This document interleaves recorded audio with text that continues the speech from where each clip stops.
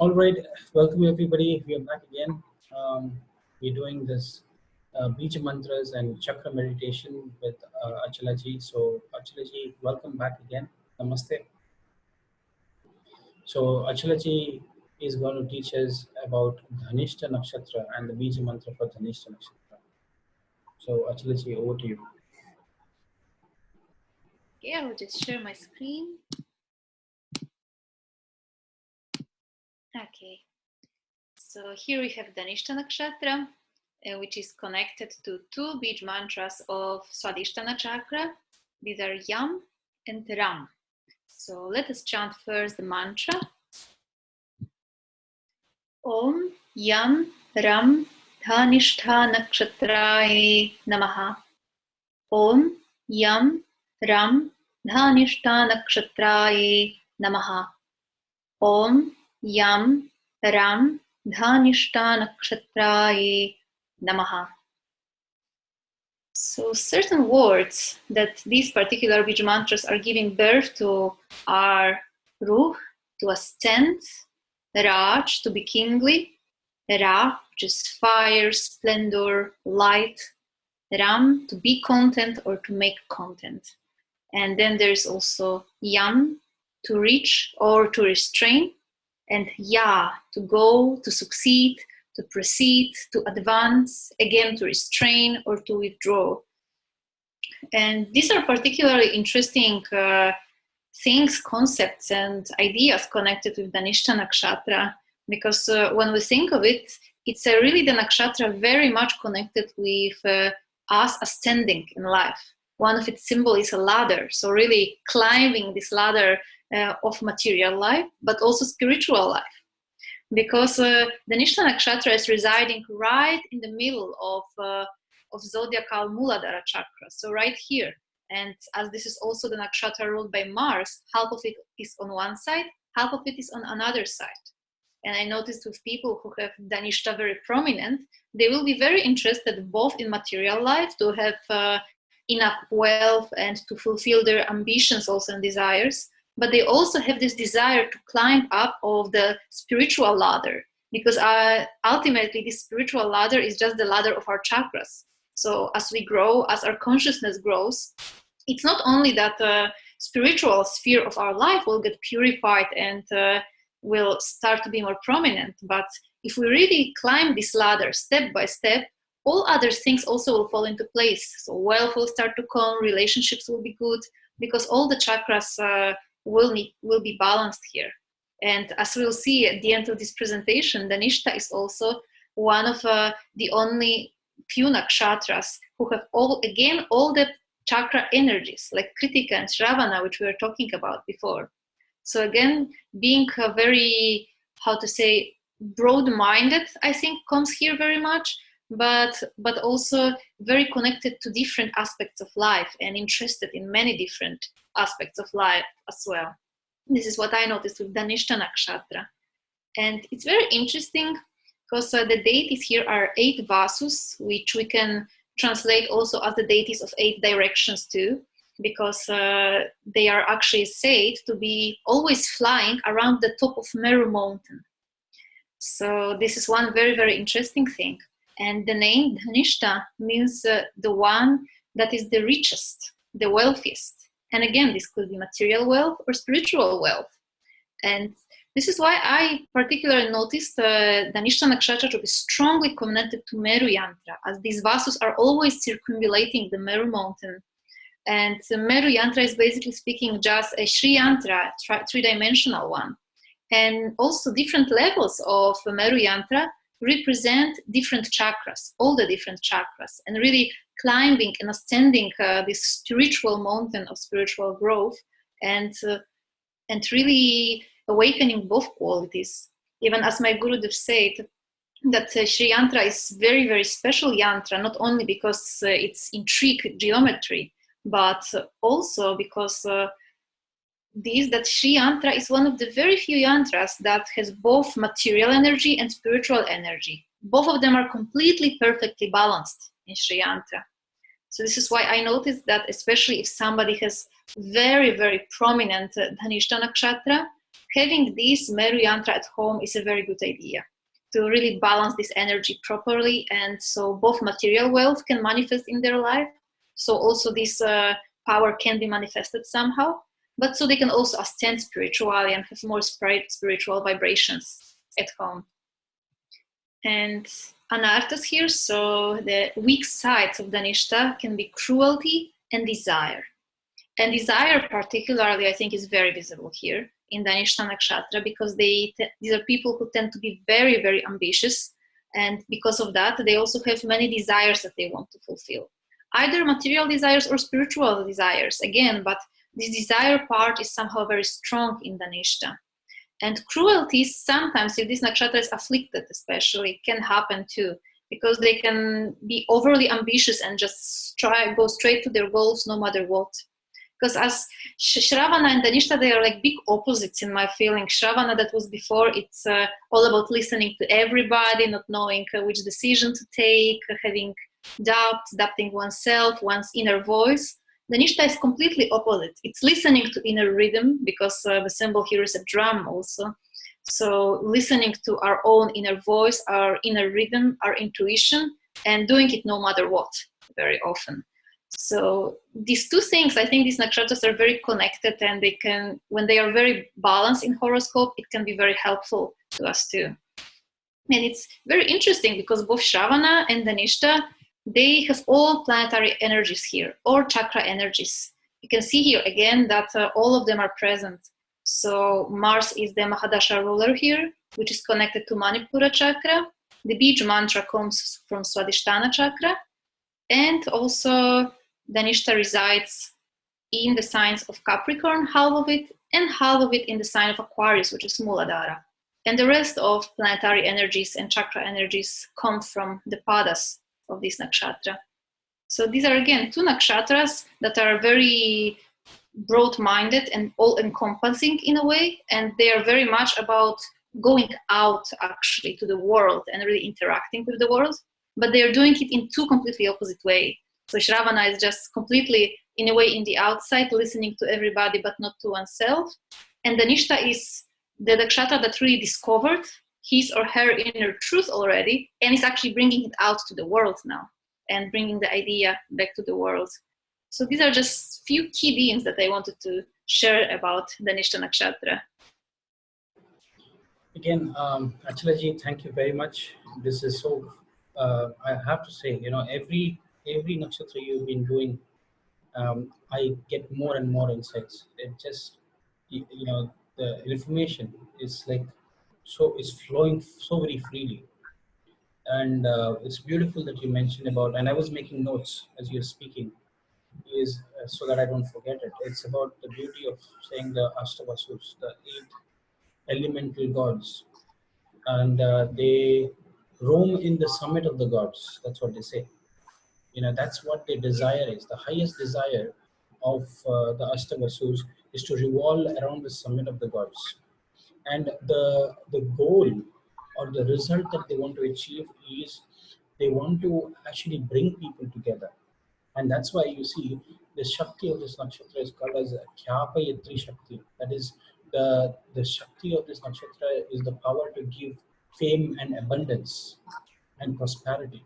And when you say fame, abundance, prosperity, it is not only from a materialistic perspective, but also, as you mentioned rightfully, from a spiritualistic perspective as well. And this is an all-encompassing nakshatra. As you can see, it activates all the different chakras, just like you've seen with Kritika Nakshatra, Shravana Nakshatra. This is another nakshatra. And one thing I wanted to point out is the Pratima. Pratima means the symbol. The Pratima Pratima always speaks a 1,000 words. Like they say, a picture speaks 1,000 words. So the symbol associated with this nakshatra is either the drum, or they say the flute. Now, if you look at the bamboo flute that Lord Shri Krishna has in his hand, basically it is a representation of saying he was a master of the chakras, and he could very easily manipulate the chakras, because if you look at the flute, there are 6 holes and there is one which you blow through that hole. So there is a lot of hollowness in between, and through just one hole and using your fingers, you can beautifully create music.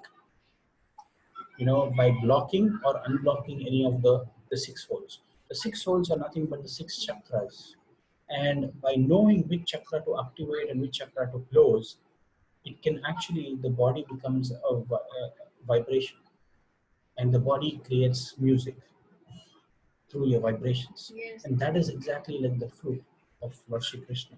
So Krishna, I feel, again, this nakshatra, the animal which is the bird which is associated with this is a peacock, and I find that Lord Shri Krishna used to keep um, the the peacock feather on his head. And another nakshatra I've seen very strongly connected to this is uh, Kritika nakshatra of Kartikeya, where it's connected to peacock. So peacock can give you the protection. It can also bring beauty in your life and fulfillment in your life. And one more thing that you can Yes. see with this nakshatra is about oath taking, because this nakshatra Dhanishta is supposed to be about the desire. As you said, the anartha of this is desire and cruelty. Now, sometimes, the Dhanishta natives are so influenced by the people around them that they do some acts or actions which is against the dharma, and then they realize that it is not the right thing to do, because it was one of the Astavasus who stole the cow and the insistence of his wife, and that's how they were all cursed to take a mortal form. And all of them went and pleaded, because saying that it was not us, we were not guilty. It was Darius. Darius is the one who was guilty because he stole the cows for his wife and took it to the heavens. So I can see that this nakshatra has an element of desire, and sometimes there could be some human error because of which, and that the intention is not to create an imbalance, but it's also to realize that realization comes in, and then Darius was nobody but Bhishmacharya, Yes. okay, Devabrata, that was his other name, and he took the oath that he will never get married, okay, and he will take care of the kingdom. And sometimes you find that Dhanishta nakshatras could have a very difficult marital karma to be associated with it, is because of this nature of them being very steadfast, being very dharmic, and saying no, I'll stand the ground and things like that. So that's why it's not that they're bad or anything. It's just that how they're, because they find a sense of hollowness. When you see a drum, usually it's called a mridangam. That's another name in India, the mridangam. When you beat it, the hollowness in between the vibrations actually create the sound.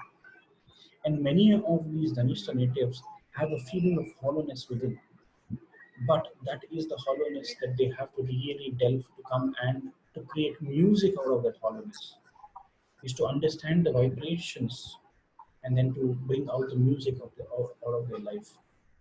And this is what I want to say. And this is one more point I wanted to add, Achalaji, is there is always a common belief that certain nakshatras are very bad, certain nakshatras are very good. I want to say to everybody, no nakshatra is bad, no nakshatra is good. Yes. Every nakshatra has a vibration which is a lower vibration, and then there is a higher vibration. The lower vibrations of Dhanishta nakshatras is all about materialism, fame, name, gains, desires. And once you have mastered that, that's when you go to the higher level of the ladder. That's what you mentioned, this is the ladder, or the spiritual ladder that you have to climb. And once you go up a few rungs in the ladder, that's when you realize this is all, you're looking for self-actualization. You're not looking for materialistic gains, or you're not looking for food, shelter, and everything. These are your basic necessities. That's fine, but you know that becomes unimportant for a Dhanishta eventually. That's when they want to relinquish. They want to. That's the higher, vibratory energies of this nakshatra. So what I want everybody to realize is every nakshatra has a lower vibration and something has a higher vibration. The higher harmonic is what frequencies are you vibrating, resonating with the cosmos. That brings out the qualities in the graha which is sitting there. The vibratory influence is much more, and you can actually change the vibratory influence through free will and to greater understanding of knowing the knowledge of nakshatras. And that's why I feel nakshatras and learning astrology is a way of life. It is not about a predictive science.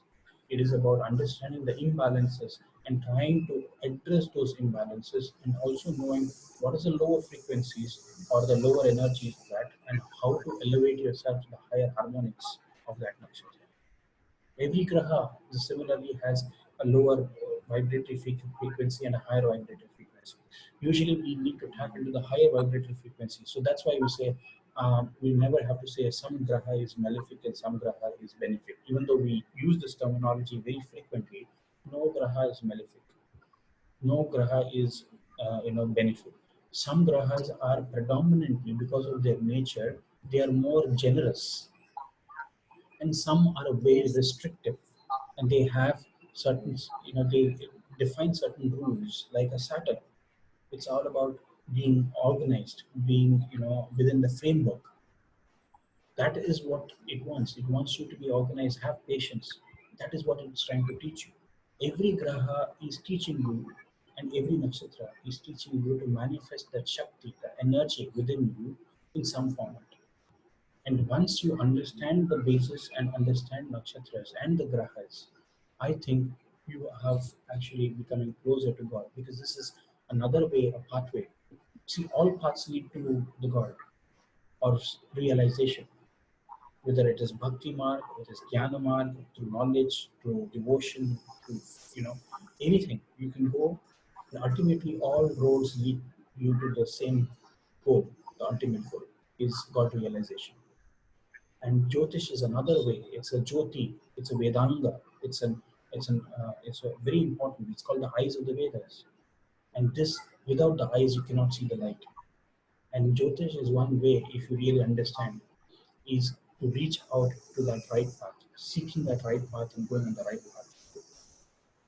So I know I've gone a little bit astray from Dhanista Nakshatra, but I wanted to share this No, message. but it's really beautiful, Dr. Paiji, and I think it's so accurate because Danishta, because you're talking about harmony and harmonizing the nakshatras, because actually Danishta is ultimately all about that. It's about music and outer music and inner music also, to make the inner music an actual real music and not some weird noise within ourselves. It's really fine tuning ourselves to these divine vibrations. Really, really beautiful share, Dr. Paiji.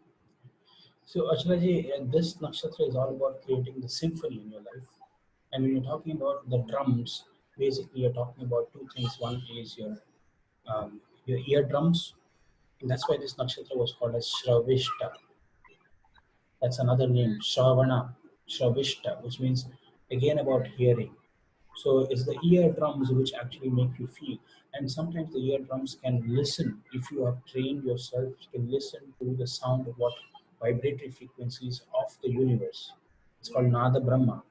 When you go very deep into sadhana and meditation, you will be able to feel the vibratory influence of these energies around in the space. I think Dhanishtas are very, very perceptive of that energy. They can connect very, very quickly. They can connect with the vibrations within them or within somebody else. They can feel the vibrations, and they can feel the music of that person's vibrations. And that is very important trait to have. And the Nishtas have that inclination to really decipher basis of just meeting some people. They can actually say what this person's what are their traits, what are their beliefs. They have this. They may form a mental picture. Beautiful. So that was from my end, Achalaji. I know this has been taken a little longer than we have anticipated with this nakshatra, but I thought this message is very important because Dhanishta is also the heartbeat. The lub dub sound that you see, the rhythmic synchronous beating, is what your Dhanishta is. If you don't bring your life to a rhythm, I think then your spiritual goals just keep going. The goalpost of the spirituality that you want to achieve keeps going farther away.